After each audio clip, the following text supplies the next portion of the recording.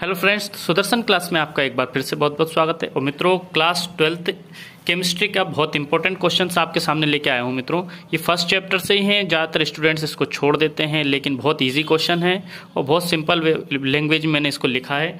आप इन क्वेश्चंस को जरूर पढ़ के जाएँ क्लास में और ज़रूर अपनी नोटबुक में लिखें, ठीक है। तो कुछ क्वेश्चन है ना, इग्नोर कर देते हैं, लेकिन वो कभी कभी आ जाते हैं तो स्टूडेंट लिख नहीं पाते हैं। तो देखिए, पहला क्वेश्चन देखिए, what is the similarity between Raoult's law and Henry's law. ठीक है, हेनरी का जो लॉ है, ठीक है, यहाँ पे स्पेस है मित्रों, हेनरी का जो लॉ है और राउल्ट का जो लॉ है, इन दोनों में किस प्रकार की सिमिलरिटीज है, क्या क्या समानताएं। हिंदी मीडियम के स्टूडेंट्स भी इसको पढ़ सकते हैं, ठीक है, कि हेनरी के नियम और जो राउल्ट के नियम में क्या समानताएं हैं, ठीक है। तो इसका आंसर देखिए मित्रों, दो इसके कारण लिखा है मैंने यहाँ पे, जैसे similarity between Raoult's law and Henry's law is that, Henry के नियम और राउल्ट के नियम में जो समानताएं हैं, हिंदी मीडियम के स्टूडेंट्स के लिए बोलता जा रहा हूं, आप इनको नोट करते जाएं। हेनरी के नियम और राउल्ट के नियम में समानताएं हैं क्या क्या।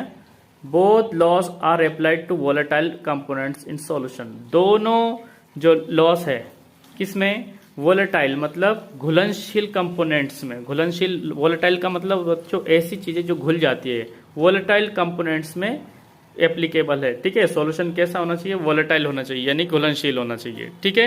ये तो पहली सिमिलरिटी हो गई। एक और देखिए मित्रों, दूसरी ओर, both the laws state that, दोनों नियम ये कहते हैं, vapour pressure of one component की, एक कंपोनेंट का जो वेपर प्रेशर होता है, ठीक है, is proportional to the mole fraction of that component, वो उस कंपोनेंट के मोल प्रभाज के समानुपाती होता है। हिंदी मीडियम के स्टूडेंट्स भी इसको कर सकते हैं, ठीक है। तो मित्रों, इसको लिख लीजिए आप वीडियो पॉज करके। मैं तब तक फटाक से आपको दूसरा क्वेश्चन बताता हूं। दूसरा क्वेश्चन है हमारा, why is the vapour pressure of a solution of glucose in water lower than that of water.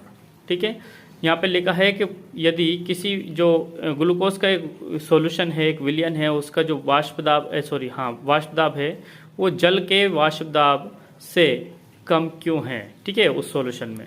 तो इसका सीधा सा आंसर है बच्चों, इन द सॉल्यूशन, उस सॉल्यूशन में क्या होता है, the surface has both solute and solvent molecule, दोनों यानी कि सॉल्यूट और सॉल्वेंट यानी अणु, जो विलय और विलायक के जो दोनों की सरफेसें होती हैं, so the fraction of the surface covered by the solvent molecules get reduce.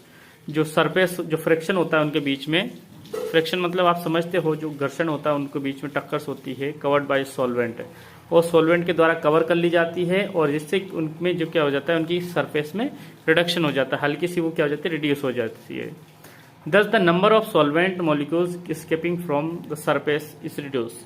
ठीक है, तो उससे क्या होता है, जो सॉल्वेंट के मॉलिक्यूल्स है उनके जो संख्या है वहां से एस्केप करने में थोड़ी एस्केप कम करती है, यानी कि वहां से भाग नहीं पाती ठीक से, ठीक है, तो उनमें गति नहीं हो पाती है, resulting in lowering the vapour pressure. इसी के कारण क्या होता है, जो वेपर प्रेशर होता है उसमें थोड़ी सी कमी आ जाती है। So the vapour pressure of the solution, तो इसी कारण जो है ना, जो वाष्प दाब है किसका, solution of glucose in water, जल में जो ग्लूकोज का विलयन का जो वेपर प्रेशर है ना, इसी कारण से क्या होता है, लोअर होता है, यानी कम होता है, then that of pure water, शुद्ध जल के वाष्प दाब से हल्का सा कम होता है। ठीक है मित्रों, ये क्वेश्चन आप जरूर लिखें कॉपी में, ठीक है, और इनको याद जरूर करें। आपने जो नोट्स बना रखे हों उनमें इनको लिख ले, और एग्जाम में जाने से पहले इनको जरूर पढ़ के जाएं, ठीक। अब मैं बताता हूँ मित्रों आपको हेनरी का नियम, हेनरी का नियम और इसकी लिमिटेशंस क्या होती है। तो मित्रों, यहाँ पे आप देखिए, सबसे पहले देखिए हेनरीज लॉ। सबसे पहले तो हेनरी का नियम क्या है, ठीक है मित्रों, इसको हिंदी मीडियम वर्ग के स्टूडेंट्स भी देख सकते हैं, इसमें आपको कुछ एक्स्ट्रा जानकारी भी मिलेगी मित्रों। तो हेनरी का नियम है वो क्या बोलता है, अकॉर्डिंग टू दिस लॉ, ये आपको लिखना है, इसके बाद में डबल इन्वर्टेड कॉमा में लिखना है पूरा नियम।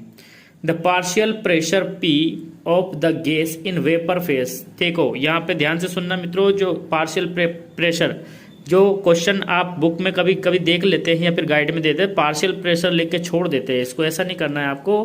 Partial pressure of the gas का पार्शियल जो पार्शियल प्रेशर लेना तो है, लेकिन किसमें, वेपर फेज में लेना है, यानी वाष्प अवस्था में लेना है। Is directly proportional to the mole fraction of the gas, जो एक्स से डिनोट करते हैं ना इसको, मोल फ्रैक्शन के डायरेक्टली प्रोपोर्शनल होता है इन द सॉल्यूशन, ठीक है। अब मोल फ्रैक्शन आपने पढ़ रखा है मित्रों, मोल फ्रैक्शन क्या होता है, मोल्स के और मोल्स के जो होते हैं, वो टोटल मोल्स की जो रेशियो होता है उसको क्या बोलते हैं अपन, मोल फ्रैक्शन, जो आपने पढ़ रखा है, कंसंट्रेशन है ये, ठीक है। अब मान लीजिए पार्शियल प्रेशर P है और मोल फ्रैक्शन X है, ठीक है। तो पार्शियल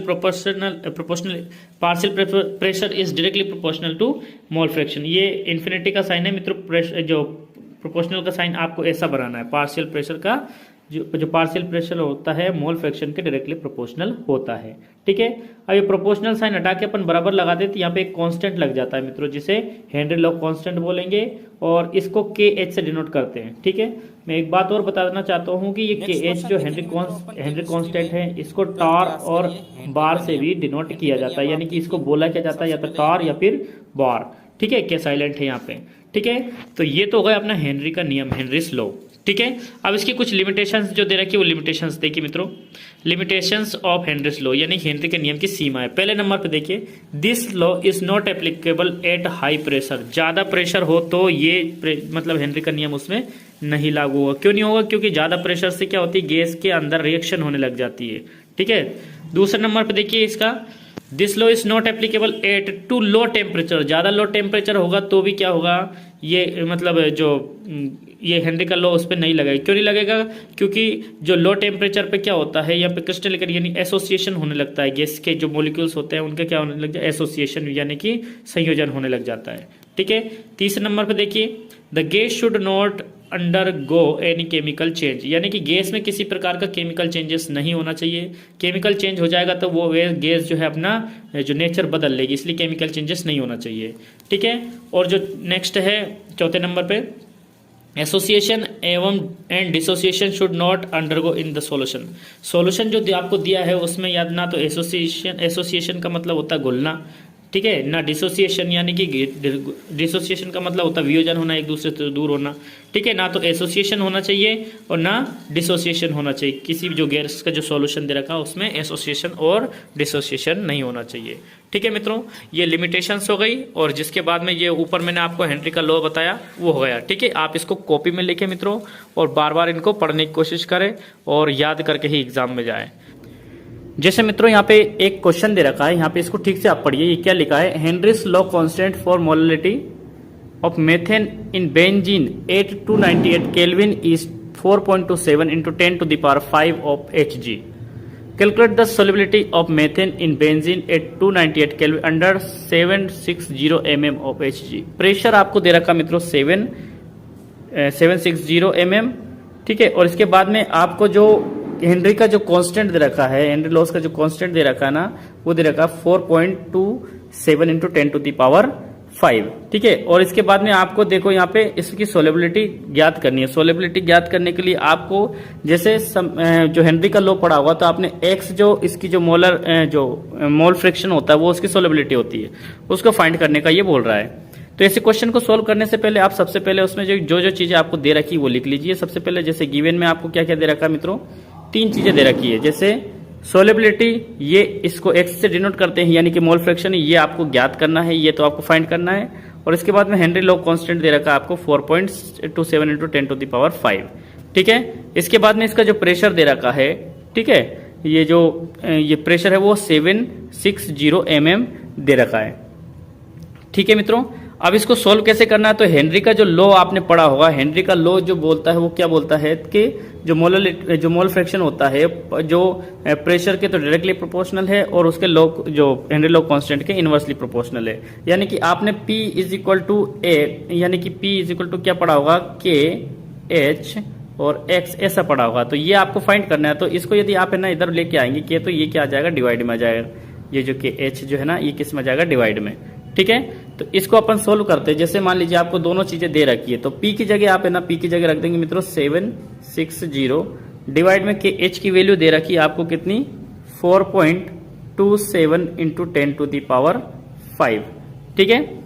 अब इसको यदि आप कैंसिल आउट करोगे, मान लीजिए ये 0 से एक 0 को आप कैंसिल कर देंगे तो यहाँ 4 बचेगा, ठीक है। इसके बाद में आपके पास में क्या बचेगा मित्रों, इसके बाद में आपके पास में है यहाँ पे 76 is divided by 4.27 into 10 to the power 4, ठीक है। इसको जब बच्चों आप है ना कैलकुलेट कर लेना, कैलकुलेट करने के बाद में डायरेक्टली आंसर बता देता हूँ आपको आंसर, क्योंकि इसमें है ना आपको थोड़ा टाइम लग जाएगा और इसमें कुछ भी नहीं करना है आपको है ना। जैसे ये 76 दे रखा है, क्या दे रखा है, 76 जो दे रखा है, 76 में आप है ना 4.2527 सॉरी माफ कीजिएगा 4 यानी कि 4 to 7 कर लेना और 7 करने के बाद में एक जीरो यहाँ पे बढ़ा देना। क्यों बढ़ा देंगे? क्योंकि ये पॉइंट हटाया अपन ने। इसमें जब आप मल्टीप्लाई करेंगे तो आपका जो आंसर है वो एक्यूरेट आएगा कितना मित्रों? 1.78 इंटू 10⁻³ ठीक है, ये जो आपका आंसर आएगा। ठीक है मित्रों, आपका इसका आंसर कितना आएगा? 1.78 इंटू 10⁻³ ठीक है। और इसकी कोई यूनिट नहीं होगी क्योंकि मोल फ्रैक्शन है ना वो एक रेशियो होता है, इसलिए इसकी क्या नहीं होगी, कोई यूनिट नहीं होगी। ठीक है।